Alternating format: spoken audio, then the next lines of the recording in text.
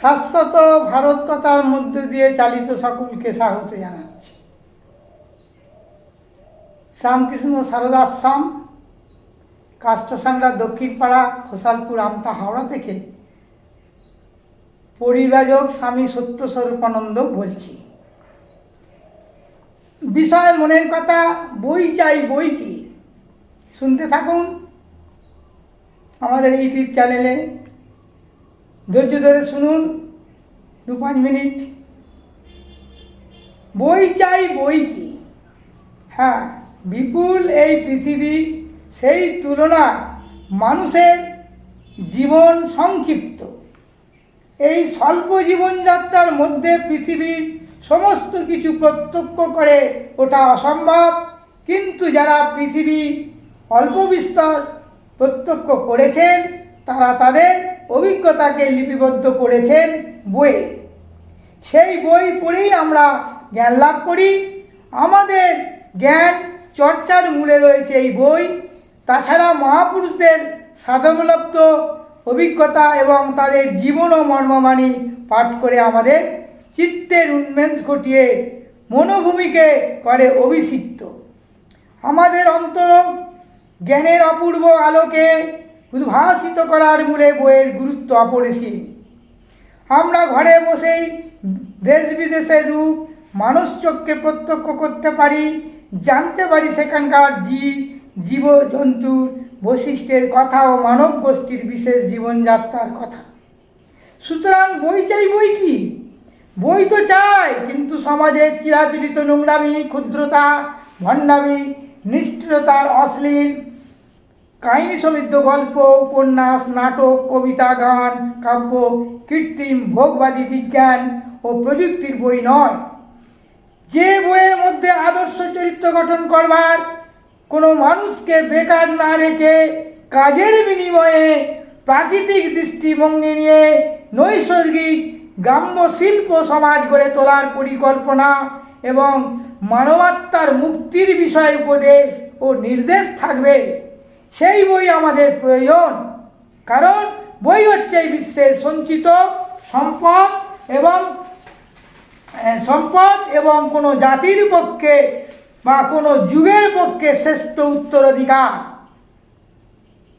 আর এই বই হবে জীবন্ত দেব প্রতিমা, যার আরাধনায় অজ্ঞানরূপ অন্ধকার দূর হয়ে জ্ঞানের আলো আনন্দে জীবন ভরে উঠবে। বই রচনা পরিবেশন করতে গেলে সাহিত্যসেবীদের গভীর ও ব্যাপক চেতনার অধিকারী হতে হয়। কিন্তু আজকের যুগে সৎ ও সমাজদরদী লেখক ও লেখিকা কোথায়, যিনি সৎ আচরণ করে তার লেখা ও পরিবেশনার মাধ্যমে মানুষকে পৌঁছে দেবে মানবিকতার উদার সাম্যভূমিতে। মানুষের আত্মাকে দেবে ছুটি সত্য শিব সুন্দরের অমলা জ্যোতির্লিপি, যেখানে রক্ত মাংসের সংস্কারগত আবর্জনা বিদূরিত করে এনে দেবে অমৃত লোকের বার্তা। গ্রন্থাগারগুলি ক্রমশ হারিয়ে যাচ্ছে। পরিশেষে বলি, গ্রন্থাগারগুলি আজ ক্রমশ হারিয়ে যাচ্ছে এবং সেগুলি আছে তাও বন্ধের মুখে। গ্রন্থাগারের পাঠক পাঠিকাদেরও আনাগোনা কমে গিয়েছে। সেখানে স্থান নিয়েছে দূরদর্শন ও চলভাস, যাকে আমরা মোবাইল বলি। অথচ গ্রন্থাগার হচ্ছে আমাদের অতীত, বর্তমান, ভবিষ্যতের ভাবচিন্তার যোগ মিলনের সেতু। নদীর স্রোতের মতো জ্ঞান ও প্রবাহ দেশ দেশান্তর ও যুগ যুগান্তরের মধ্য দিয়ে প্রবাহিত হয়ে চলে। সুতরাং হারিয়ে যাওয়া গ্রন্থাগারগুলি ফিরিয়ে আনা খুবই বিশেষ দরকার। আমি মনে করি আজকে বর্তমান যে সরকার, ভারত সরকার বা রাজ্য সরকার, তাদের কাছে আমার বলছি তারা যেন গ্রন্থাগারগুলো খোলার ব্যবস্থা করুক। মোবাইল লিমিটেড, আনলিমিটেড হয়ে যাচ্ছে। হ্যাঁ, নিয়ন্ত্রণে আনতে হবে মোবাইল। আর দূরদর্শন ও চলভাস এগুলি আমাদের নিয়ন্ত্রণে আনতে হবে। চলভাসে অশ্লীল মুখচ্ছবি দেখা এবং অবৈধ প্রণয় বা পরকীয়া সম্পর্ক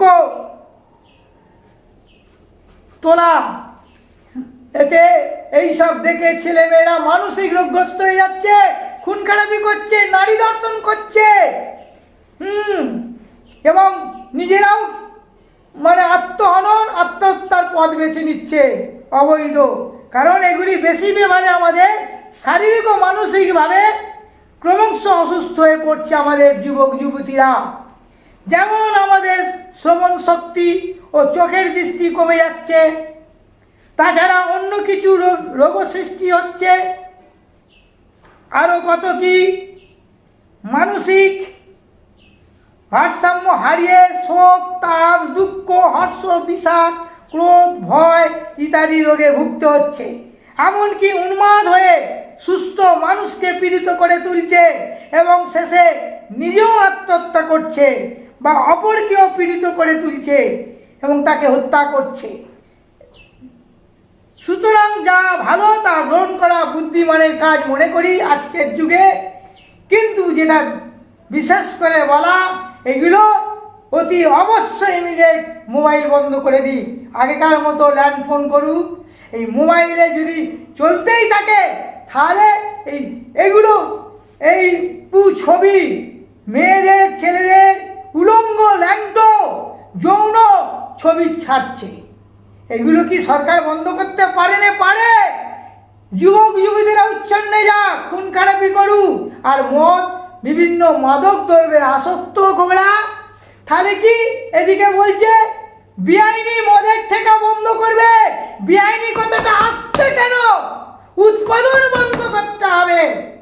আমি নরেন্দ্র মোদীকে বলবো, ভারতের প্রধানমন্ত্রী এবং রাজ্যের মুখ্যমন্ত্রী বর্তমান বিজেপি শুভেন্দু অধিকারীকে, এদিকে বলছে মদ ওপেনলি খোলা মাঠে খাওয়া যাবে না, পুলিশ ধরে নিয়ে যাবে, ভালো কথা। এদিকে বলছে বেআইনি মদ বন্ধ করতে হবে। বেআইনি কথাটা আসবে না, মদ সম্পূর্ণভাবে তৈরি বন্ধ করুক, আর বৈধ যত বিক্রি দোকান সমস্ত বন্ধ করুক, মদ তৈরি হবে না। তৈরি হয়ে মদের বোতলে বিক্রি হচ্ছে নেশাগ্রস্ত যারা সমাজকে, তারাও তো মদ্যপান করছে, বিভিন্ন মাদক দ্রব্যে আসক্ত তারা। এই মাদক দ্রব্য নিতে ওই বারুইপুরের মেয়েটি হয়ে গেল মদ গেঁজা খেয়ে, এগুলো সম্পূর্ণভাবে বন্ধ করতে হবে।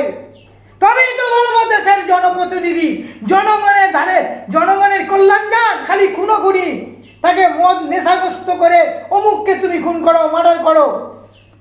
স্বার্থান্বেষী মানুষ আজকে একে ওকে দিয়ে সে দুটো পয়সা একটুখানি মদ খেতে পারলে এক কাপ, সে এক্ষুনি খুন করে দেবে।